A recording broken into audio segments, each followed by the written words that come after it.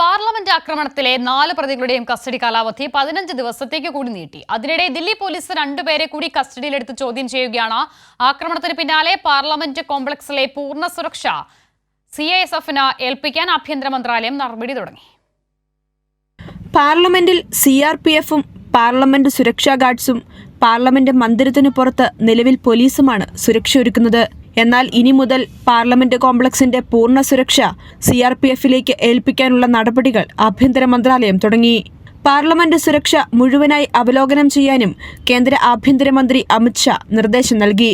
അതിനിടെ കേസിൽ അറസ്റ്റിലായ മനോരഞ്ജൻ, സാഗർ ശർമ്മ, നീലം ആസാദ്, അമോൽ ഷിൻഡെ എന്നിവരുടെ കസ്റ്റഡി കാലാവധി 15 ദിവസത്തേക്ക് കൂടി നീട്ടി.